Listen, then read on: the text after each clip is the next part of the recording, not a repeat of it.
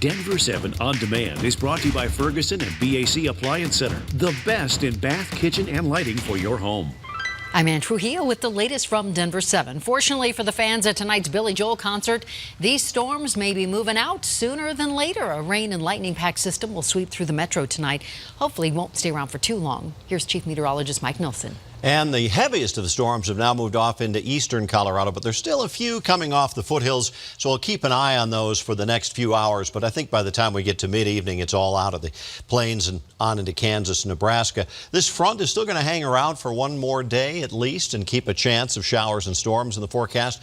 Around 60 overnight for the Denver area, 40s and 50s in the mountains. We'll start partly cloudy, a little patchy fog is possible on the eastern plains. During the day tomorrow, with that front still nearby, clouds increase in the afternoon. It looks like the best chance for storms will be over southern Colorado, with lesser chances farther to the north. A little bit hotter on Friday, upper 80s to low 90s, 70s and 80s in the mountains. Looking ahead, still a chance of storms again Saturday and Sunday, but then hotter and drier weather returns for early next week with temperatures back into the low 90s. Thank you, Mike. Riding on top of a car is dangerous. It's also the kind of thing you might try as a teenager without giving it a second thought, right? Well, Aurora police say a 16-year-old boy was doing it this week when he was thrown from a car and he died. Denver 7's Russell Haythorne sat down with a mom who knows what that family is going through and has a message for parents. Kids putting their own lives at risk. Look no further than YouTube for videos of car surfing, usually young men and teens, clinging to vehicles as they speed down the road. No dying.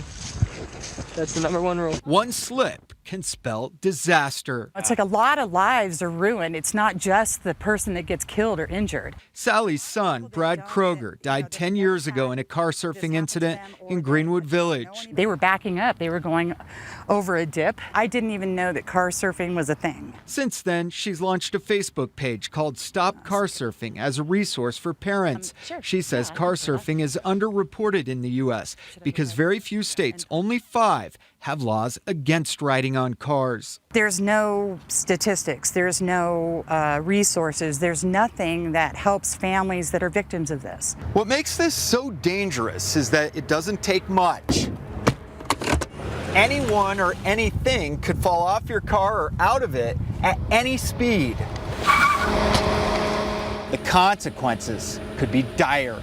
Daniel Zavala died in a car surfing incident a few weeks ago in Commerce City, and a 16-year-old died this week in Aurora. Our state does not have a charge currently on riding on the outside of a vehicle. She's advocating for a car surfing law in Colorado. I think that they need to start setting examples so that people realize that this is a serious thing. At the very least, she says it would give parents a tool to talk to their kids about the life-changing danger. And it is a daily struggle. Russell Haythorne. So I wouldn't wish it on anybody. Denver 7. Charges will not be filed against the driver who hit and killed a state trooper along I-70 back in June. State Patrol says that driver did everything he could to avoid hitting William O'Dane. He was not impaired, he was not speeding or on his cell phone, and had shifted into the left lane to give troopers more room to work a crash near Deer Trail. Denver's largest plot of open space is closed tonight over fears of plague-infested prairie dogs. Denver Parks and Rec says First Creek will be off limits for the foreseeable future because of an outbreak at nearby Rocky Mountain Arsenal National Wildlife Refuge. So far, there are no signs that the plague has been passed on to people. Denver is one step closer to not only expanding where tiny home villages are allowed, but easing the process of getting them built. It took something approaching an act of Congress to get the city's lone tiny home community in the Gloveville neighborhood, and even then, it involved jumping through hoops and tweaking zoning plans. This week, a planning board recommended simplified rules that would allow the temporary housing near church sites, community centers, and industrial areas.